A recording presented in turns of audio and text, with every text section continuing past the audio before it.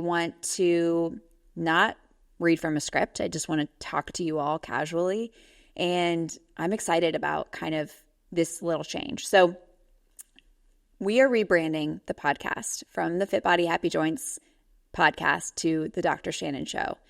And the reason we're doing that is because it's time for a change. I have been doing this podcast since 2021, and we've been doing it the same way every week. It started as me just recording the episodes in my closet, and short episodes, no fancy intro, no ads, and then we slowly kind of developed the podcast. We now have a production team. Hi, Logan. And we've got fancier mics and equipment and things like that, but we still kind of kept it bare bones. No intro, no ads, nothing like that.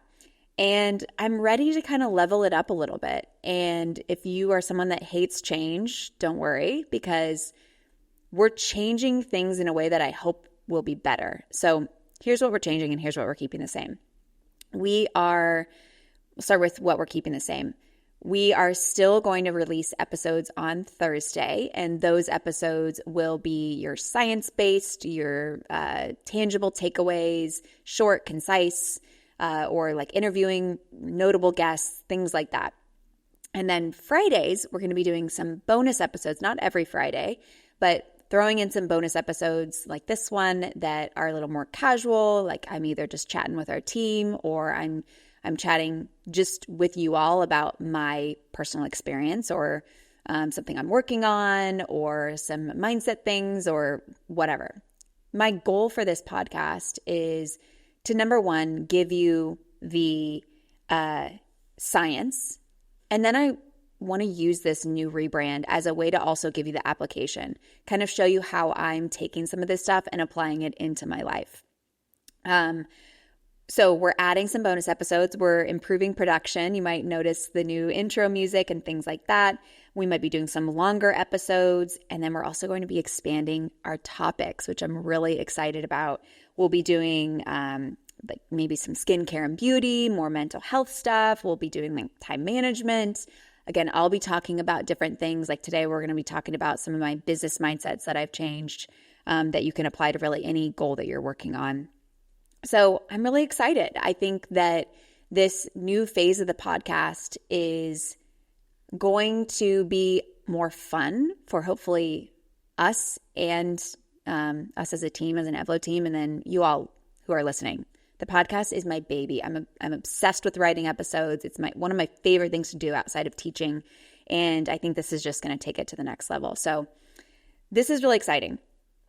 What I want to do in this so that's why we're rebranding. What I now want to do is transition to some personal philosophies that I have, and I've applied these philosophies to not only change my body composition and change some personal things in my life, but also I've applied these to my business, and it's allowed me to grow my business, grow Evlo, grow a social media.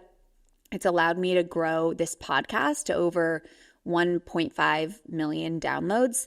So this stuff has been so effective for me, and I wanted to teach it all to you so that you can take bits and pieces and apply it into your life, into whatever goals you're working on. It could be business, could be body composition, relationships, whatever you're working on. So it's kind of four things when I was asking myself, what are the main things that I want to talk about today? It's kind of four main things. So the first thing that I'm always doing is asking myself good questions.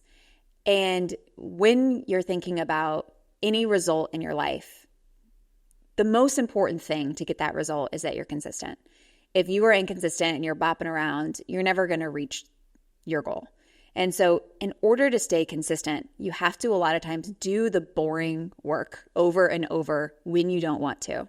And that requires discipline, but it also requires you to have some sort of motivation and inspiration. And so I am constantly taking an effort to keep myself inspired so I can stay consistent. Because the worst thing is like you just show up and, it falls flat. So I try to keep myself inspired by asking myself good questions. Some of my questions that I ask myself are, I have like a whole notes of good questions. So if I weren't doing this now, would I still do this? So if I weren't currently doing this, would I choose to do it? I think that is a really good question to ask yourself when you're like, okay, do I need to change something, or do I need to let this old version or this old method go and move on to the next thing? I think iterating and moving on and just being like, oh, nope, that's not working, time to move on, is a really important thing to ask yourself. Or are you just doing it because you've been doing it your whole life? So that's one thing I ask myself. Another question I ask myself is, how can I do this now, but how can I do this forever? So is this change that I'm doing right now, or is this action that I'm taking right now something that I'll be able to continue doing forever? Is it going to be sustainable for me? Or is it one of those things that is a quick fix? And that goes for business, that goes for fitness, that goes for relationships. Or is this something that I can continue adding in to my life as a lifestyle change? So I think about this with business a lot. So one thing that I really struggled with is answering all my direct messages on Instagram and making sure that I could give my quality effort to everybody that asked me a question on Instagram. And recently, over the last maybe year or so, especially with having a kid, I was like, okay, I can't continue to do this forever. I can't continue to answer every single question that I get in my DMs, although I would love to. It's just not something that I can keep doing forever. So asking yourself, can I do this now, but can I do it forever? And then the last question that I've been asking myself recently is, how can I 10x what I'm doing now? So I have goals, right? Business goals. I have body goals, fitness goals, goals with my relationships. How can I 10x it? Not just double it, but 10x it.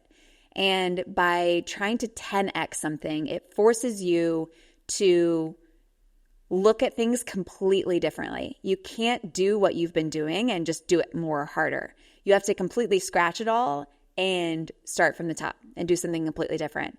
And that is one of the things when I was asking myself, how can I 10x the pod? Like, how can I get to 10 million downloads, which just sounds insane. And I'm like, all right, I think I have to completely scratch what I was doing and start over. I think I need to rebrand. I think I need to pivot. I think I need to do all these things differently. So asking yourself good questions is something that I always try to do to stay inspired and stay consistent. So that's number one. Number two, another thing that I do that I think a lot of you are going to struggle with, but I'm telling you it is crucial, is to get good at failing. I think anyone who has had any sort of success at anything in their life, they're going to tell you that they probably hate failure, but they have to get comfortable with it.